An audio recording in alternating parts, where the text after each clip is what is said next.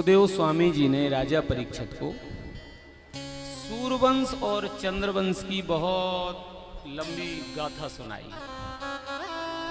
बहुत विस्तार से सूर्यवंश का वर्णन किया, चंद्रवंश का भी वर्णन किया।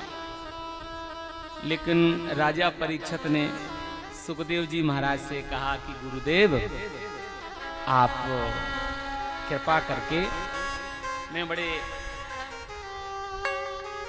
जिज्ञासु भाव से आपसे प्रार्थना कर रहा हूं कि बहुत अच्छी आपने वंश वर्णन किया है अपने मुख से, लेकिन मेरी एक प्रार्थना है कि मेरा वंश की चर्चा मैंने बहुत सुन ली, अब मैं कुछ और सुनना चाहूंगा। तो आप क्या सुनना चाहते हो? बोले वंश की चर्चा तो आपने बहुत सुना दी, अब बंसी वाले की चर्चा सुना दो। तो बंसी वाले की चर्चा सुखदेव जी महाराज कहने लगे कि भैया बहुत समय हो गया कथा सुनते सुनते, चौथा दिन है, ऊब तो नहीं गए हो, छक तो नहीं गए, भूख प्यास तो नहीं लग रही है?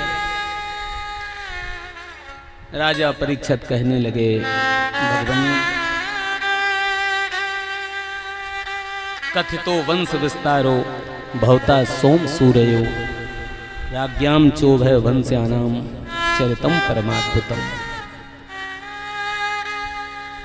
अद्भुत वंश का वर्णन किया आपने। हे भगवान के परम प्रेमी मुनिवर, आपने बहुत सुंदर वंश वर्णन किया। आप कहते हो कि कथा से आघात तो नहीं गए हो, छक तो नहीं गए हो? गुरुदेव, ऐसा कौन होगा जो भगवान की कथा सुन करके आघा जाएगा?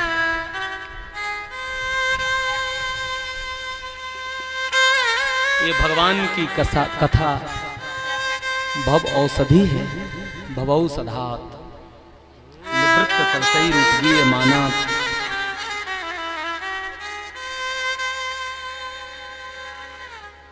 भगवान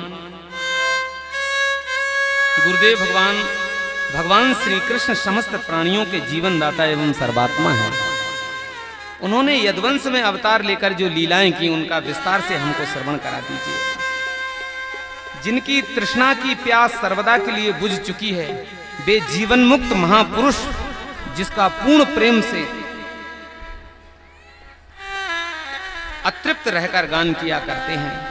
मुमुक्षु जनों के लिए जो भव रोग का रामबाण औषधि है, तथा विषयी लोगों के लिए उनके कान और मन को परम आह्लादित देने वाला भगवान श्री कृष्ण का सुंदर चरित्र,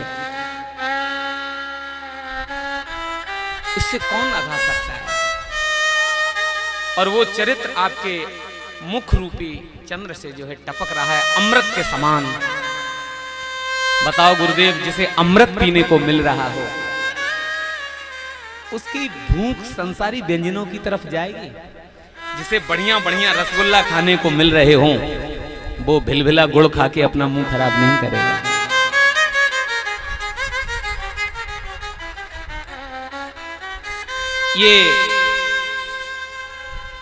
ये कृष्ण कथा भव औषधि है।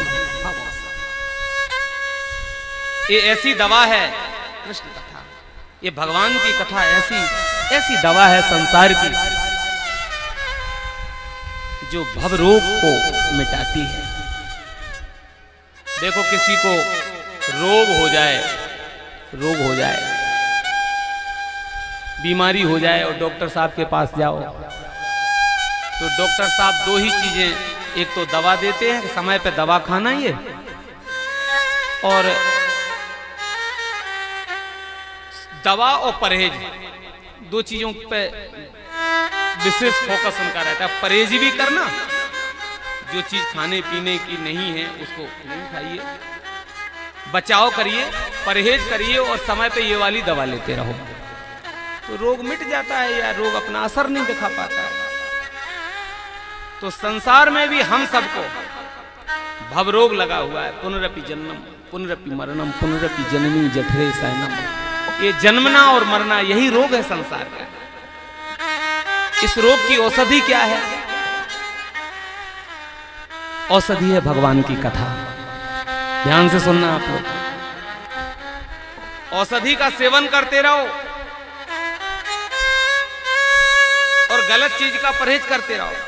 सीधी भाषा में ऐसा कह दो कि हमेशा जीवन में सत्संग की दवा लेते रहो, सत्संग की दवा लेते रहो और कुसंग का परहेज करते रहो, सो जीवन में भवरोग से हम ऊपर उठ जाएंगे।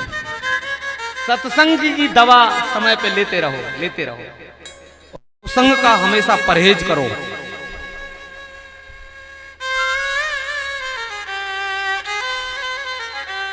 ऐसी है भगवान की पावन कथा। और जो इस कथा को सुनकर आघा गए हों, तृप्त हो गए हों, तो उनके लिए तो यही कहा कि रस विशेष जाना तिन नाई, रामचरित ये सुनता घाई। इसको सब सुनते हैं। जीवन मुक्त महामुन जेऊ, हरिगुण सुनाए निरंतर तेऊ, विषयन कहे पुण्य हरिगुण ग्रामा, श्रवण सुखद मन अभिरामा। गुरुदेव सुनाइए आप कृष्ण चरित्र। सुखदेव जी ने राजा परीक्षित को कहा, राजन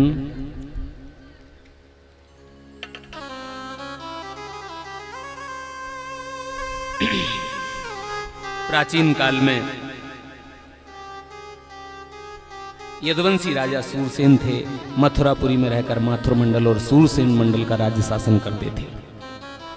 मथुरा उस समय समस्त यदुवंशी नरपतियों की राजधानी थी। महाराज उग्रसेन वहां के राजा थे। एक दिन इनकी पत्नी सखियों के साथ उद्यान में भ्रमण करने के लिए चली गई। दुर्मल नाम के राक्षस की नजर पड़ गई।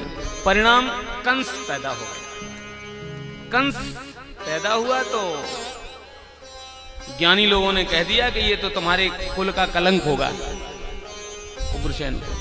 तो उस कंस को एक पिटारे में बंद करके यमुना जी में बहा दिया। बहा दिया तो बहता बहता आगे पटेश्वर के राजा सूर को अर्घ दे रहे थे यमुना के किनारे। ये पिटारा बहता आया तो पकड़ा, खोल के देखा तो लड़का निकला। तो यही सोचा कि हम सूर की प्रार्थना करते हैं, सूर की कृपा से ये पुत्र मिल गया। तो उसको पाल पोस के बड़ा किया, बड़ा हुआ, बलवान हो गया। एक दिन नारद जी ने आके इसको कंस को समझा दिया कि बेटा तू यहाँ का नहीं है, तू तो मथुरा का है, उग्रसेन का लड़का है। पंडितों के कहने पे तुझे बहा दिया तेरे बाप ने। तो इसको जब ये पता चला तो ये गुस्से में आ गया, गुस्से में भर गया। इतना गुस्से में भर गया कि एक दिन जब बलवान हो गया तो वहां से पटेश्वर से जाकर के मथुरा पहुंच गया, रहने लगा, पिताजी के यहाँ रहने लगा। रहते रहते जब इसके भी लोग कुछ हो गए तो एक दिन पिताजी के पास ही चला गया, उग्रसेन के पास, और कहने लगा कि कब तक राजा बने रहोगे। लोगों ने कहा कैसे बात कर रहे हो, तुम्हारे पिताजी के ही नहीं है, ये यहाँ के राजा हैं, राजा से ऐसी बात नहीं की जाती है। तो कंस तो अन्यायी था, अत्याचारी था, उसको नीति नियम में पते नहीं, निशाचर था, दुष्ट था एक तरह से। तो लोगों से कहने लगा तो हम नहीं मानते इनको राजा वाजा। बोले तुम भले ही ना मानते हो लेकिन ये राजा है। तो कंस कहने लगा ये राजा कैसे, राजा की पहचान क्या होती है। तो लोगों ने कहा कि जिसके सिर पे मुकुट है वही राजा होता है। तो इसने जाकर के पिताजी के सिर से मुकुट खींच के अपने ऊपर धर लिया। बोले अगर मुकुट ही से राजा होते तो लो हम हो गए अब राजा। स्वयं राजा बन गया, पिताजी को जेल में डाल दिया। पिता को जेल में डाल दिया।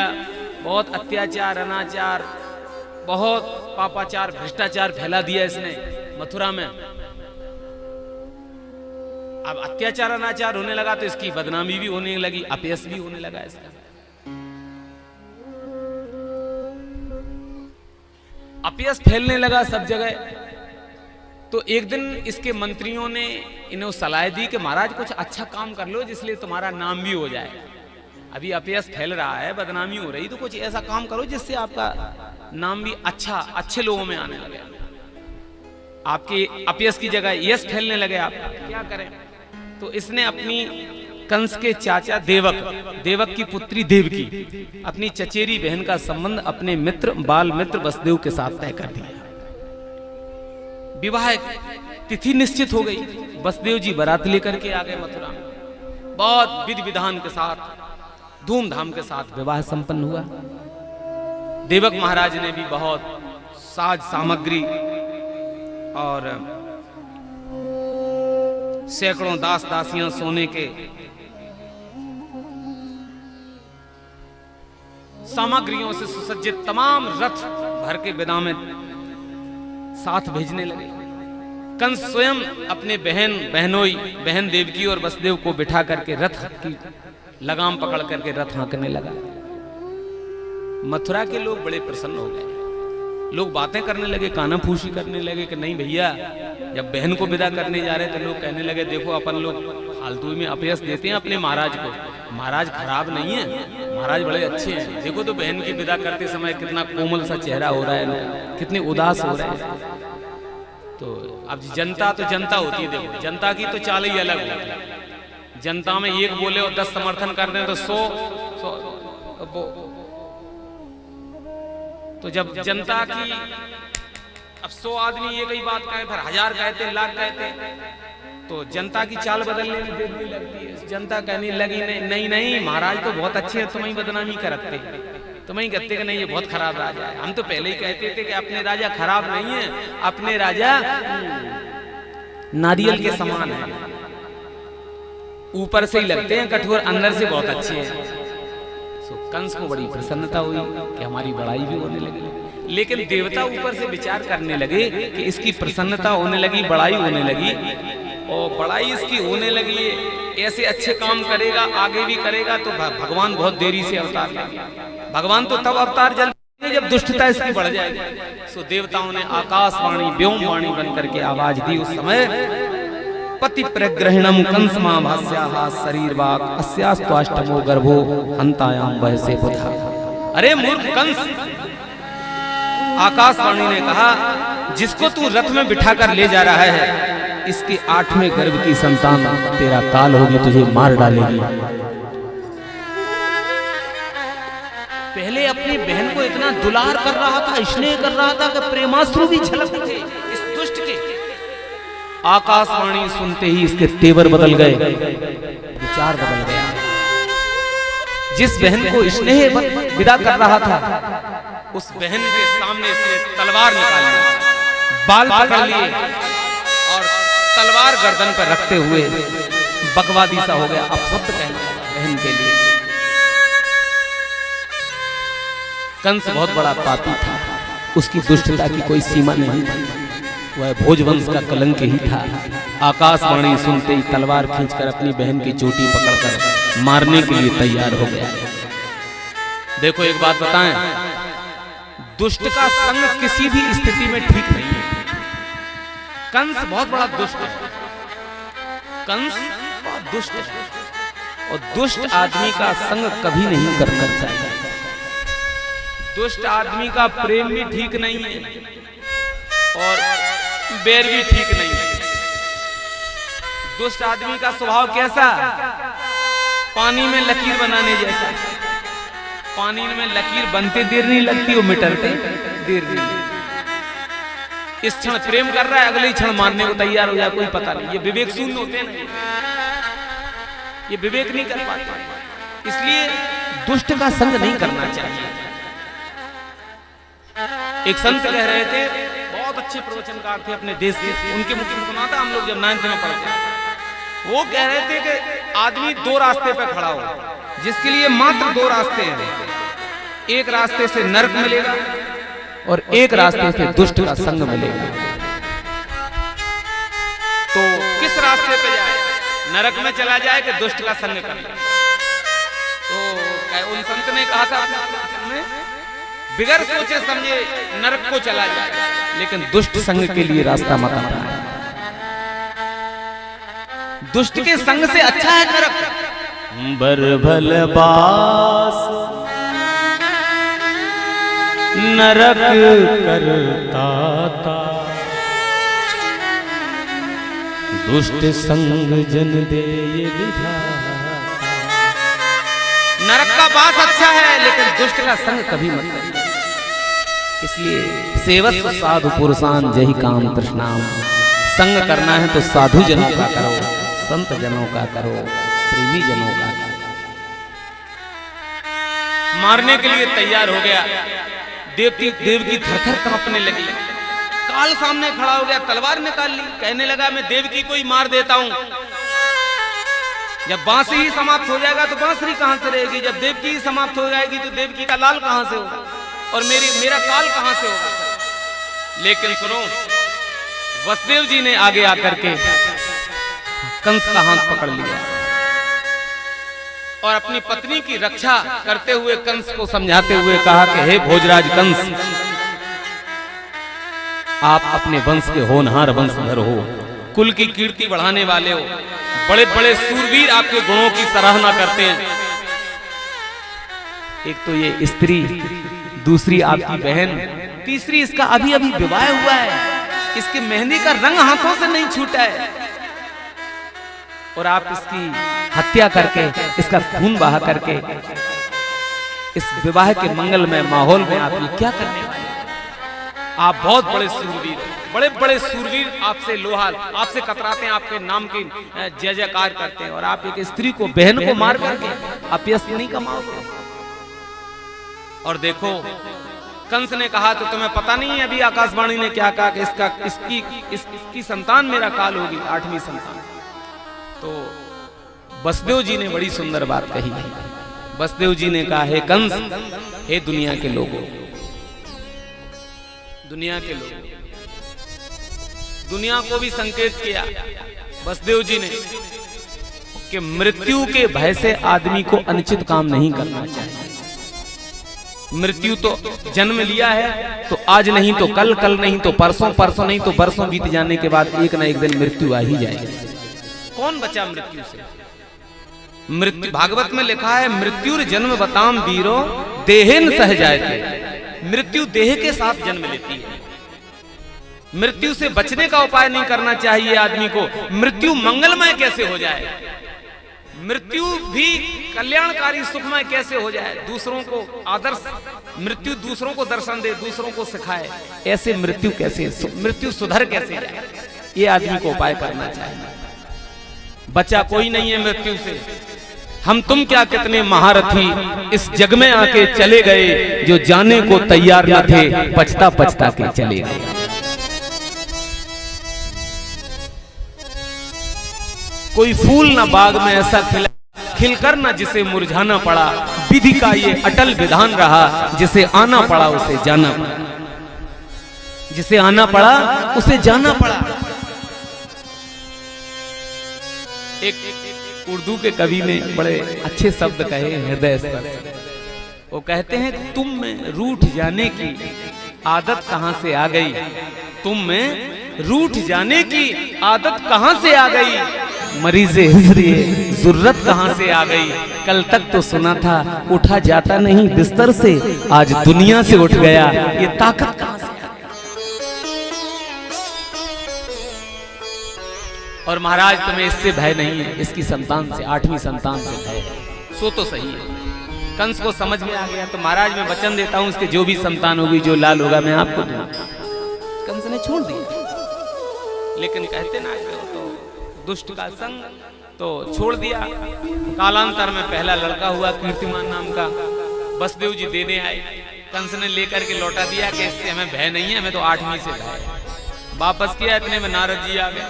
नारद जी ने भ्रमित कर दिया कि राजन, देवताओं की भाषा का अर्थ लगाना अच्छों के बस की बात नहीं है। कोई भी संतान पहली हो जाए, कोई भी 8वीं हो जाए, कोई पता नहीं रहेगा। 8 लकीरें गोराकार खींची, और यहां से गिने तो यहां 8, यहां से गिने तो यहां 8, यहां से गिने तो यहां 8। 8 लकीर खींच दिखराई, गिनती में सब 8 हुआ। एक फूल लिया, एक फूल काय का फूल आजकल बहुत छाया हुआ है, यहां से लेकर दिल्ली तक कोई फूल लेकर के बता दिया, कमल का फूल दिखा दिया, उसमें पंखुड़ी गिना दी, 1 2 3 4 5 6 7 8, इधर से गिनूं तो 1 2 3 4 7 8, यहाँ से 1 2 3 4 7 8, यहाँ से उल्टा गिन जाओ तो 1 2 3 4, यहाँ 7 8, कोई भी पहली हो कोई भी आ कोई भ्रमित। अब कंस मूर्ख और संग और मूर्ख ये दूसरे के फूकने से ही फूकते, जिनमें अपना कछु होता ही नहीं, हो गया तो क्या करूं, मार दूं उसको भी। नारद जी ने कहा ना, हम ये नहीं कहेंगे, हम तो ये कहेंगे कोई भी पहली कोई भी आ जाए। उसने वो बालक को मार दिया। 6 बालक मार दिए। 7वें गर्भ में शेषावतार श्री बलराम जी महाराज पधारे। भगवान श्री कृष्ण ने योग माया को कह करके 7वें गर्भ में जो शेष अवतार बलराम जी पल रहे थे, उनको योग माया ने देवकी के गर्भ से गोकुल में रोहिणी के गर्भ में स्थापित कर दिया। 8वें गर्भ में स्वयं भगवान पधारे। इधर ये चर्चा का विषय बन गया कि 7वां गर्भ देवकी का नष्ट हो गया। 8वें गर्भ में प्रभु पधारे। भगवान का जब देवकी के गर्भ गुहा में आगमन हुआ तो देवकी की चमक बढ़ गई। पहरा बढ़ा दिया कंस ने, बहुत कठिन पहरा लगा दिया। कंस सोचता है कि मेरा दुश्मन, मेरा काल कहीं से निकल न जाए। सादेव की सर्व जगन निवास भूता नित्य राम नरे। देवकी माता की भगवान सारे जगत के निवास स्थान है। देवकी उनका भी निवास स्थान बन गई, परंतु घड़े आदि के भीतर बंद किए हुए दीपक का और अपनी विद्या दूसरे को न देने वाले ज्ञान खल की श्रेष्ठ विद्या का प्रकाश जैसे चारों ओर नहीं फैलता, वैसे ही कंस के कारागार में बंद देवकी की उतनी शोभा नहीं बढ़ पा रही है। भगवान गर्भ गुहा में आ गए हैं और अब देवताओं को पता चला कि अब भगवान के प्राकट्य का समय आ गया, तो देवता आकर के गर्भ की स्तुति करने लगे। गर्भ स्तुति देवता कर रहे हैं कि भगवान आप पधारे, हम लोग आपके स्वागत में खड़े हैं। सत्यव्रतम सत्य परम त्रिसत्यम सत्यस्य योनिम निहितम च सत्ये सत्यस्य सत्यमृत सत्य नेत्रम सत्यात्मकम त्वाम शरणं प्रपन्न। सत्य सत्य कह के देवताओं ने स्तुति करी। देवता अपने अपने धाम को चले गए और भगवान के अवतार का समय आ गया। प्यारे परीक्षित, समस्त शुभ गुणों से युक्त सुहावना समय आ गया। भादों का महीना आ गया भैया, वर्षा ऋतु आ गई। भादों के महीने में कृष्ण पक्ष आ गया। कृष्ण पक्ष में अष्टमी तिथि आ गई। बुधवार का दिन, रोहिणी नक्षत्र बवकर्ण, रात्रि का समय, अर्धरात्रि के समय आकाश में नक्षत्र ग्रह तारे शांत सौम्य हो रहे थे। दिशाएं स्वच्छ निर्मल थीं और आकाश में तारे जगमगा रहे थे। यादवों की बस्तियां हीरे आदि की खाने मंगल में, नदियों का जल निर्मल हो रहा था। रात्रि के समय भी सरोवर में कमल खिल रहे थे। वन में वृक्षों की पंक्तियां रंग बिरंगे पुष्पों के गुच्छों से लद गईं। कहीं पक्षी चहक रहे थे तो कहीं भौरे गुनगुना रहे थे। शीतल मंद सुगंध वायु अपने स्पर्श से लोगों को सुख प्रदान करने लगी। सारी प्रकृति ये आभास कराने लगी कि अब भगवान आने वाले हैं। सारी प्रकृति में आनंद छा गया। संतों का आगमन शुरू हो गया।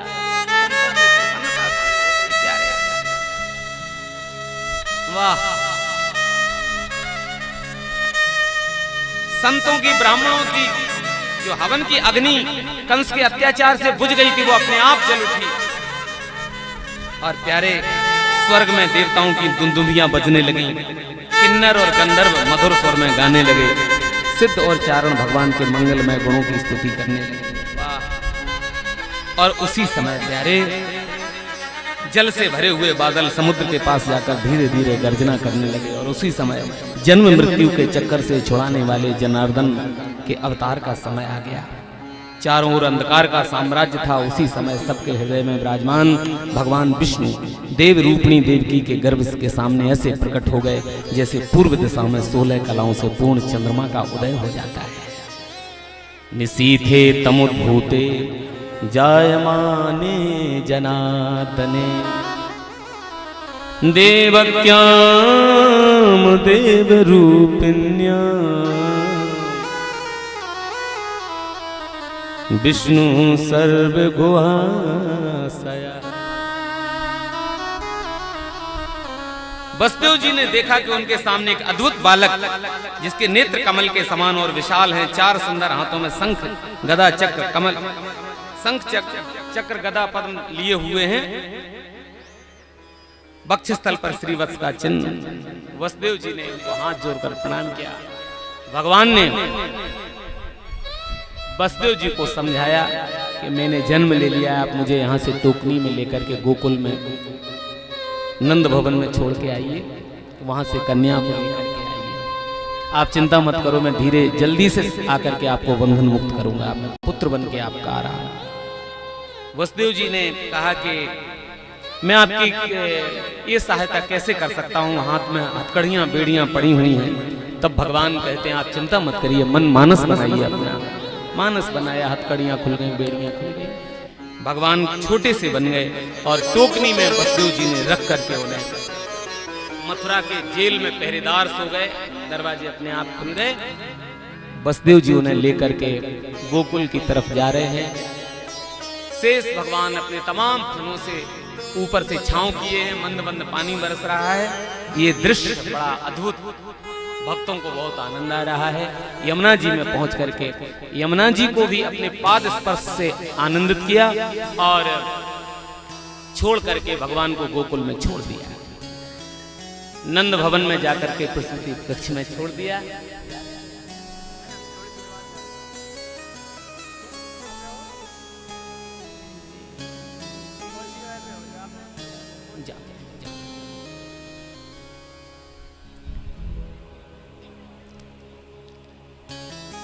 तो आनंद हो गया, खूब आनंद हो गया, आनंद हो गया खूब। अब वहां छोड़ दिया गोकुल में, नंद भवन में भगवान को, और कन्या को लेकर के जेल में आए। जेल में आए तो कन्या रोने लगी, गला फाड़ फाड़ फाड़, हथकड़ियां बेड़ियां पड़ गई। और कंस को समाचार मिला तो दौड़ा दौड़ा आया। देव जी ने प्रार्थना करी कि ये लाल नहीं है, ये तो लाली है, इससे आपको भय नहीं होना चाहिए। लेकिन कंस ने एक बात नहीं मानी और कंस ने हाथों से छीनकर कन्या को पत्थर से पटकना चाहा। कन्या हाथों में से छूटकर आकाश में जाकर आकाशवाणी बनकर के बोली, अरे मूर्ख कंस, मुझे मार के तू क्या लेगा, तेरो रिपु प्रगटो ब्रजमाही। ऐसे कह के स्वर्ग सिधारी, अरे मूर्ख, मुझे मार के क्या लेगा, तेरा रिपु, तेरा दुश्मन तो इसी ब्रज में प्रकट हो गया है। अपनी मृत्यु को सुधारने, संभालने के लिए, बचाने के लिए कोई उपाय कर। माथा पकड़ लिया कंस ने। क्या है, देवता तो कह रहे थे कि 8वां काल होगा, और ये देवी कह रही कि तेरा काल तो कहीं प्रकट होगा।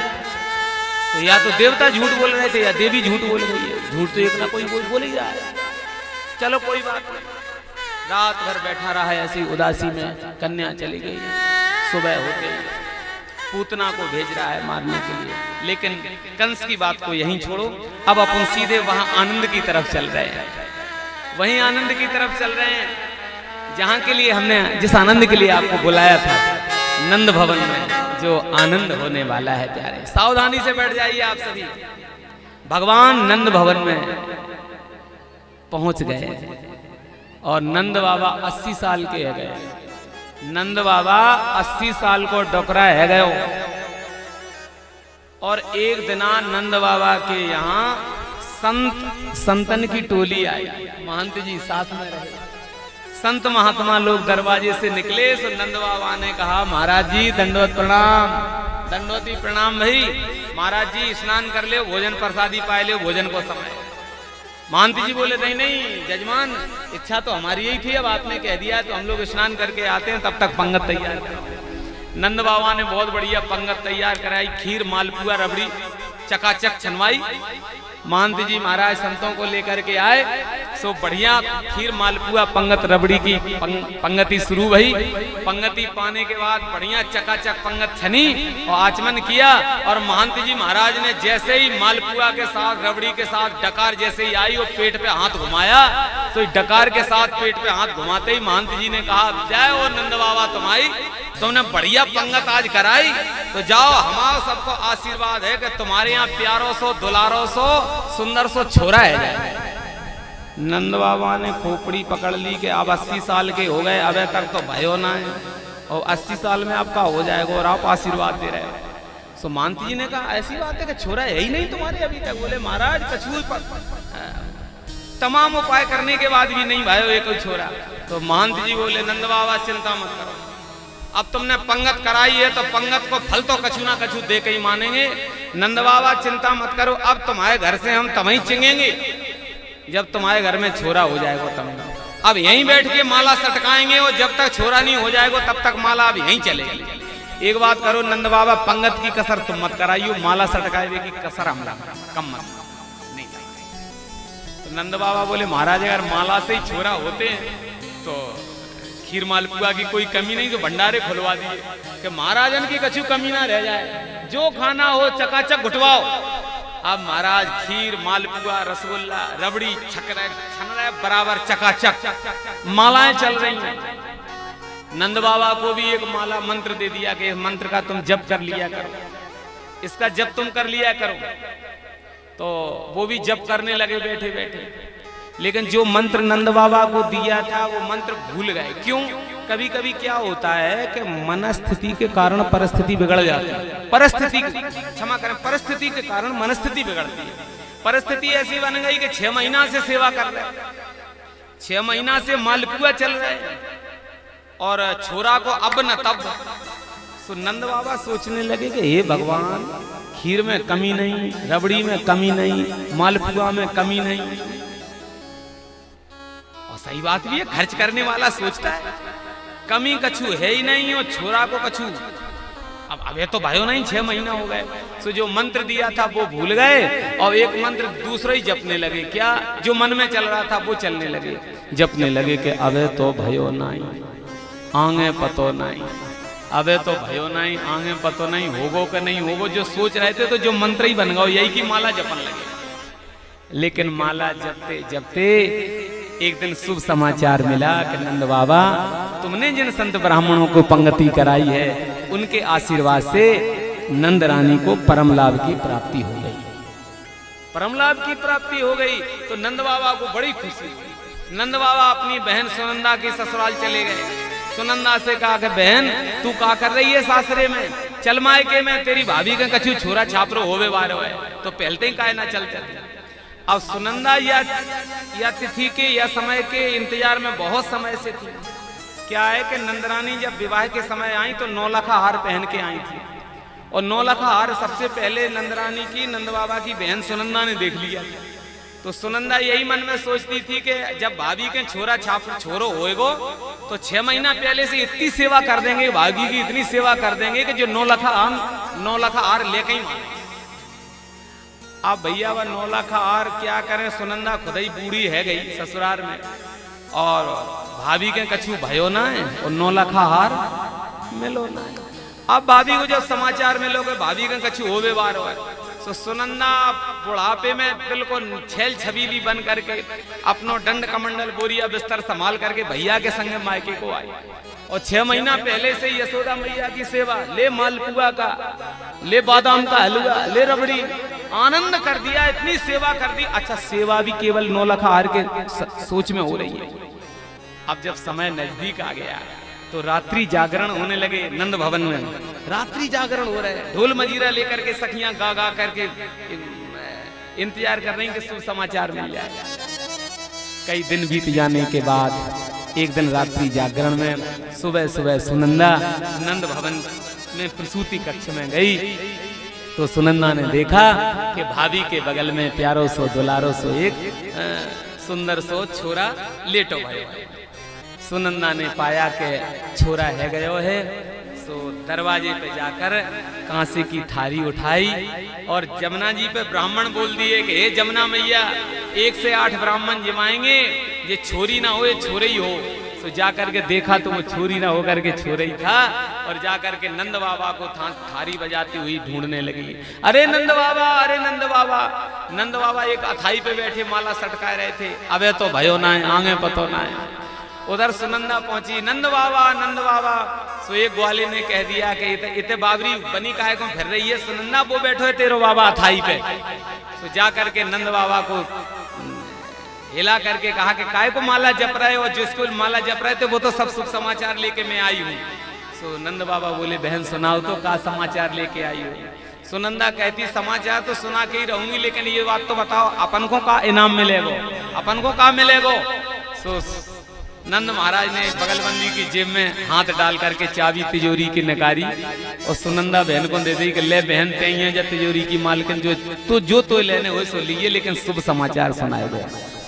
बस फिर क्या सुनंदा ने कहा कि बाबा जो तुमने संतों को ब्राह्मणों को जमाया, उनकी सेवा करी, पंगति कराई, आज उन्हीं संत ब्राह्मणों के आशीर्वाद से तुम्हारे घर में चंद्रवंश का एक नक्षत्र प्यारो सो दुलारो सो छोरा हो गयो है। आहा हा नंद महाराज ने ये सुना तो कहीं माला छूट गई, दौड़े दौड़े जाकर के जमुना जी में 108 डुबकी लगाई। पूरे गोकुल में उसने खबर कर दी कि अब तो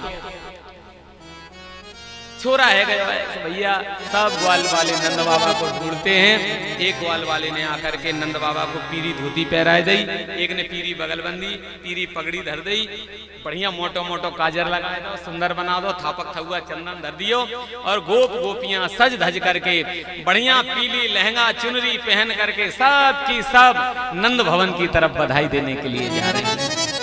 अब देखो, अब यहाँ बधाई देने के लिए नंद भवन में गोप भी आ रहे हैं और गोपियां भी आ रही हैं, गोप भी हैं और गोपियां भी हैं, इसलिए अब सब बारी बारी बधाई दे लो। अब यहाँ हम बधाई गाएंगे, आप लोग बधाई उत्सव का आनंद मनाएंगे।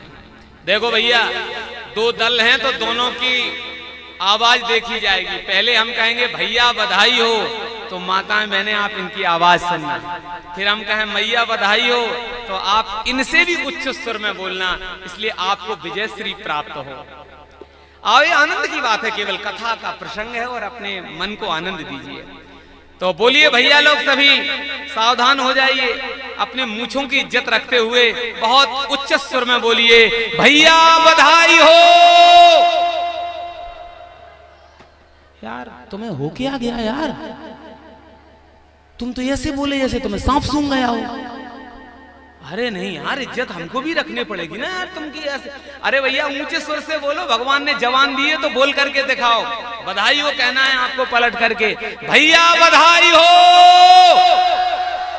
तुम पागल है गई होगा, हम तुम्हें विजय श्री दिलाना चाहते हो, तुम कह रही हो बधाई हो। वो जीत जाएंगे, बैठे ये झांसी वाले महाराज जी से अभी सर्टिफिकेट दे देंगे कि नहीं ये जीत गए, और हमसे सोचते हैं कि झांसी की रानी तुम ही रहो पूरी तरह से। तो एक मौका इनको और है, लेकिन तैयारी कर लो पूरी, जैसे भी हो तैसे, नियम से, नीत से, अनीत से, न्याय से, अन्याय से। हम चाहते हैं कि विजय श्री आपको मिल जाए। फिर ये लोग कहेंगे जब विजय श्री इनको ही दिलाना है तो बुलवा काहे कौन रहे हो। लेकिन नहीं नहीं, न्याय प्रिय संगत ही बात होगी। भैया भगवान के अवतार की खुशी में बोलिए। देखो हम लोग मेढक थोड़ी हैं जो बोल नहीं सकते। अरे हम ऊंचे स्वर में बोल रहे हैं, एक ऐसा कोई नहीं है समाज में जो बोलना नहीं जानता हो। सभी कहेंगे भैया, आप लोग रुक जाना, फिर बाद में आप बोलना भैया बधाई हो। अब आप लोग तैयार हो जाओ, मैया बधाई हो। एक बार मौका और है आपका, मैया बधाई हो। अब मैं इस निर्णय में नहीं, इस स्थिति में नहीं पहुंच पा रहा हूं कि ये जीते कि ये जीते। ये निर्णायक भूमिका वाले अलग बैठे हैं, ये अपने उसमें बता देंगे कि महाराज श्री व्यास जी कौन जीता है। मैं तो कहने वाला था, लेकिन अब भगवान के जन्मोत्सव की खुशी में नंद बाबा ने देवताओं का पूजन किया, पितरों का पूजन किया। नंदस्वात्मजोत्पन्ने जाता लादो महामना। अब हमारे कथा के प्रधान जजमान श्री टीकाराम बघेल जी ऊपर आओ मंच पे, ठाकुर जी का पूजन करो। ये तुम्हारा सौभाग्य है, तुम्हारे पितरों का तुम्हारे ऊपर आशीर्वाद है कि जैसे नंद बाबा देवताओं का पितरों का पूजन कर रहे हैं, वैसे तुम आकर के आज देवताओं का और अपने पितरों का पूजन करो। आचार्य जी खड़े होकर के महाराज जी के पीछे से, महाराज जी को बैठन दो। पीछे से आकर के यहाँ पूजन करा दो। आप लोग वहीं से आंख बंद करके आप भी वहीं से पूजन में सहयोगी बनना और आप भी प्रार्थना करना कि जैसे नंद बाबा को भगवान के अवतार के साथ पुत्र का सुख मिला, ऐसे सबके घर में सबको पुत्रों का सुख प्राप्त हो, इसी भावना के साथ। चलो चढ़ाइए जल्दी, आइए। मंगलम भगवान विष्णु मंगलम गरुणध्वजः मंगलम पुंडरीकाक्ष मंगलाय तनो हरिः सहस्रशीर्षा पुरुषः सहस्राक्षः सहस्रपात स भूमिद्वं सर्वतः स्पृष्ट्वा त्यतिष्ठत् दशांगुलम् देवाय हरये परमात्मने प्रणतक्लेशनाशाय श्री गोविंदाय नमो नमः। आरती दक्षिणा चढ़ा कर्पूर से करवा आ जाओ, उसको भी बोला बेटा। हाँ तुम इधर आओ, तुम बीच में। नारायण जी आप इधर आओ, आप खड़े रहिए ना भैया, आप भी माचे से किसी के पास।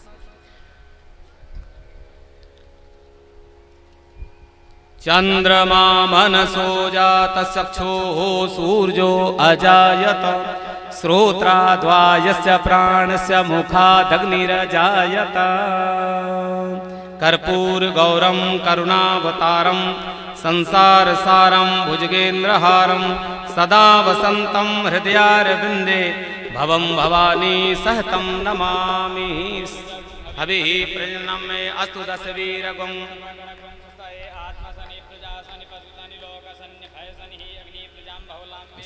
बच्चे को भी दे दो, तुम भी कर लो बेटा। श्रोत्राद्वायस्य प्राणस्य मुखादग्निरजायतः।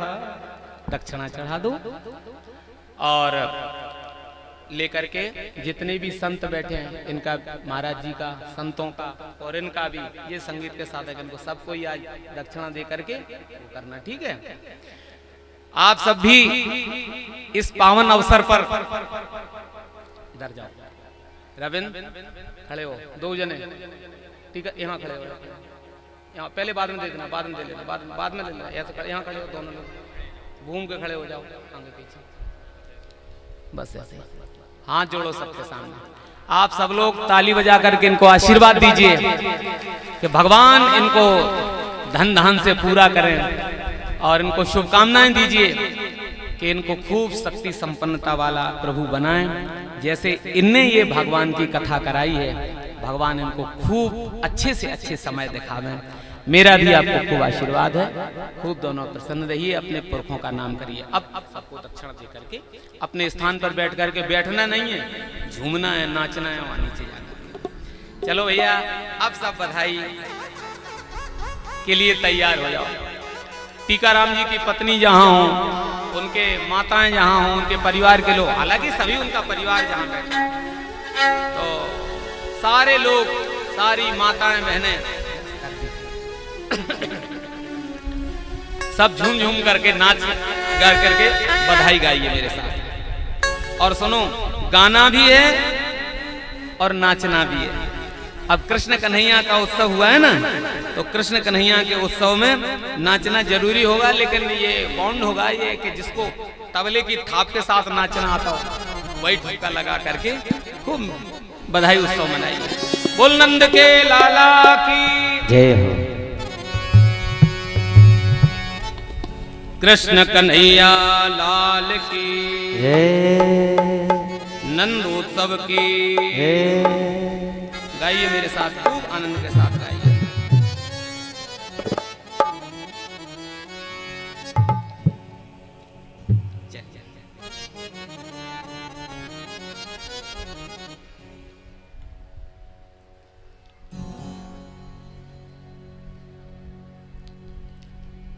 लल्ला जन्म सुने आई। बोलो तैयार हो आप सभी के? नहीं, सभी हाथ उठा करके कहिए हम तैयार हैं। वाह, बहुत बढ़िया। अरे लल्ला की सुन के मैं आई, जसोदा मैया दे दे बधाई। लल्ला की सुन के मैं आई, जसोदा मैया जय जय बधाई। दे दे बधाई मैया, दे दे बधाई।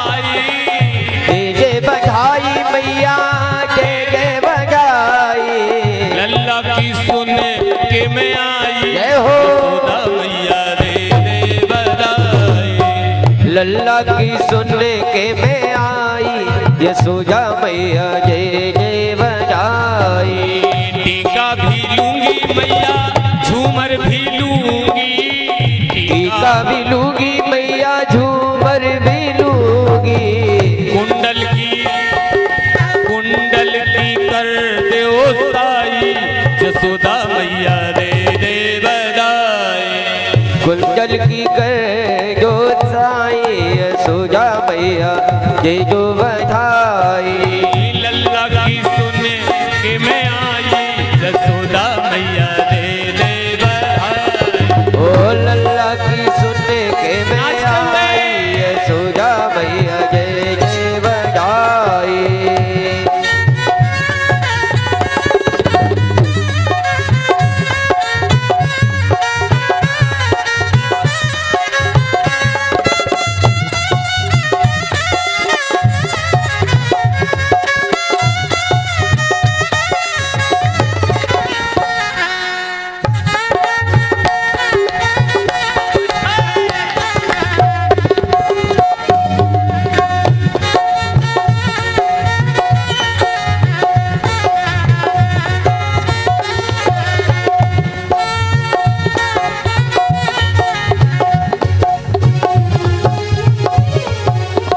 हरवा भी लूंगी मैया नकलस भी लूंगी, लूंगी मैया नकलस भी लूंगी।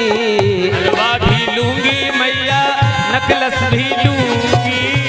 हरवा भी लूंगी मैया नकलस भी लूंगी।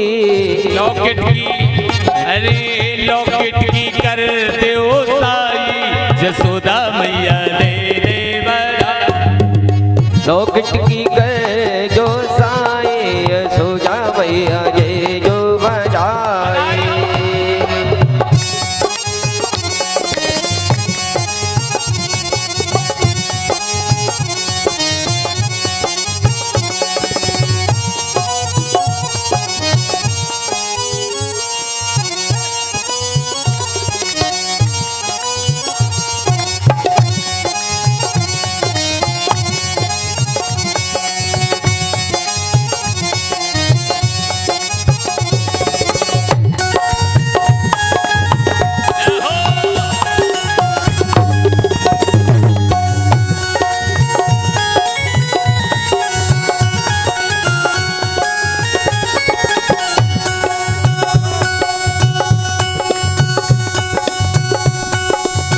लहंगा भी लूंगी मैया चुनरी भी लूंगी, लहंगा भी लूंगी मैया चुनरी भी लूंगी।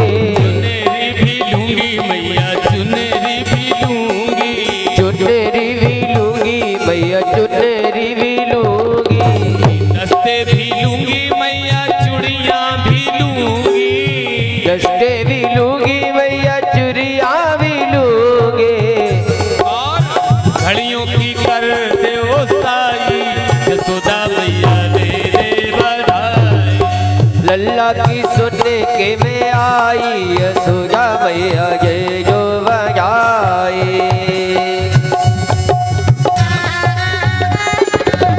बधाई हो। दोनों हाथ उठा के बाल कृष्ण भगवान की।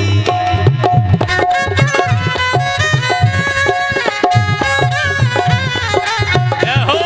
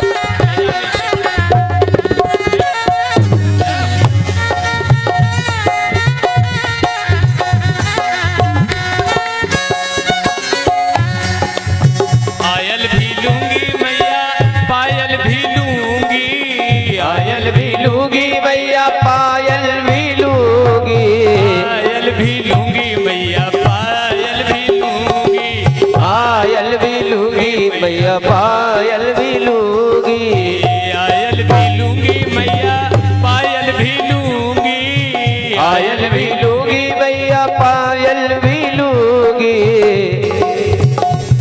अरे बिछुआ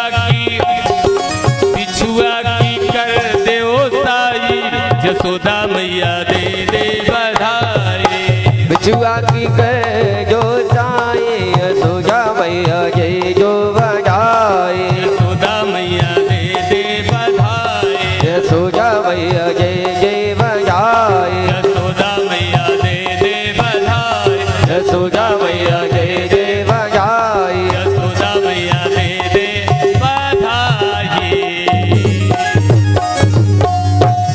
ओ नंद लाला प्रगट भया, नंद लाला प्रगट भया, बिरज में लड़ुआ बटे। नंद लाला प्रगट भया, बिरज में लड़ुआ बटे। नंद लाला प्रगट भया, बिरज में लड़ुआ बटे। ओ नंद लाला प्रगट भया, बिरज में लड़ुआ बटे। तैयार हो जाओ बधाई लेने के लिए। बधाई हो।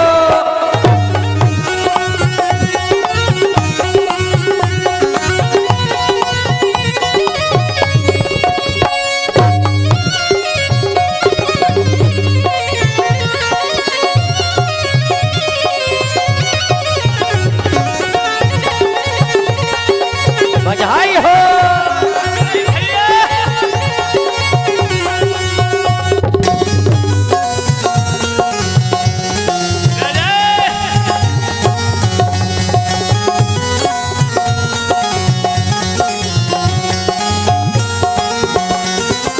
केसर कस्तूरी की भर दो तलैया, केसर कस्तूरी की भर दो तलैया। भर दो तलैया सखी भर दो तलैया।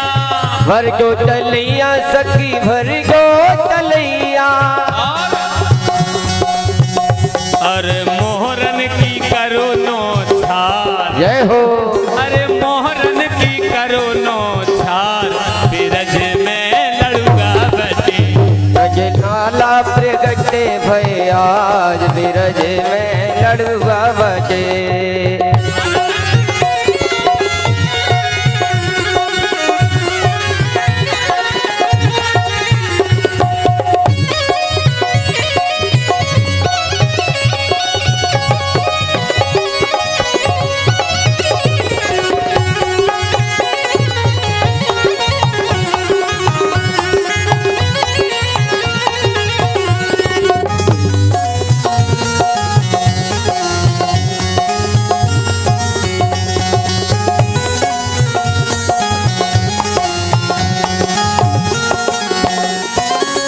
गलियनो गलियनो धूम मची है। गलियनो गलियनो धूम मची है। धूम मची है सखी धूम मची है। चाहो चाहो जिसो चाहो चाहो जिस प्रेम अपार, बिरज में लड़ुआ बटे। नज लाला प्रगट भया, बिरज में लड़ुआ बटे। नज लाला प्रगट भया, बिरज में लड़ुआ बटे।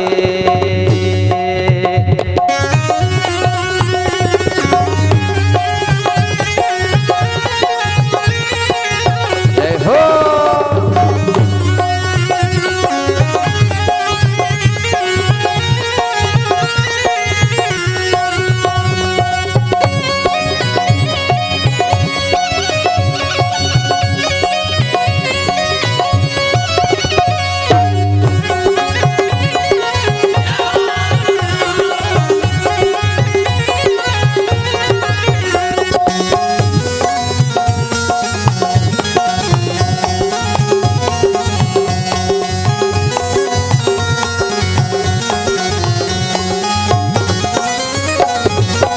लड़ुआ बटे सखी लड़ुआ बटे है।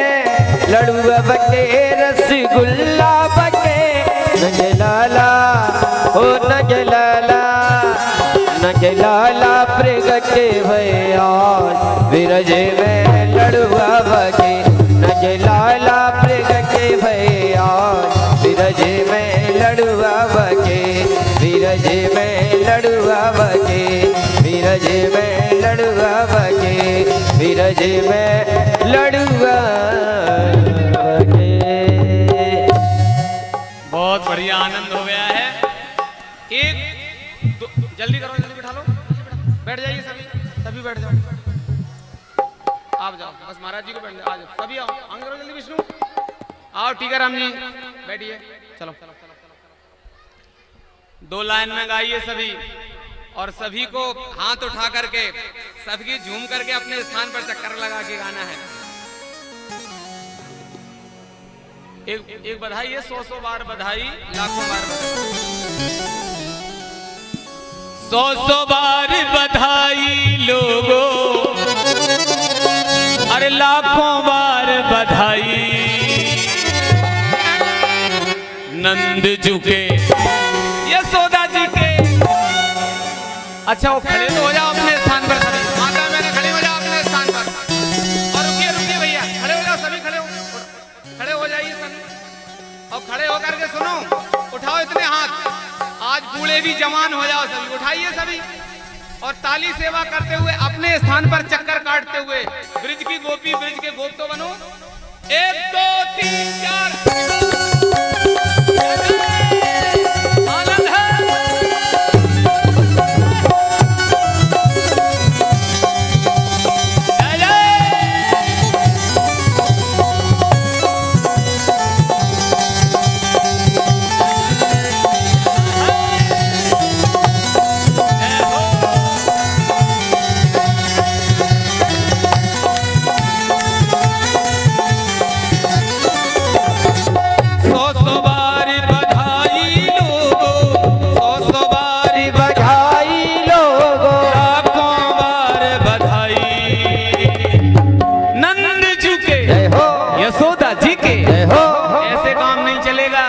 विश्राम है, आरती है, फिर महाराज जी का प्रवचन सुनो, उठाइए आखिरी बात दोनों हाथ, और सुनो हाथ उठा करके अपने स्थान पर एक परिक्रमा भी करनी है। यशोदा जी के अंगना में बज रही आज बधाई, यशोदा जी के अंगना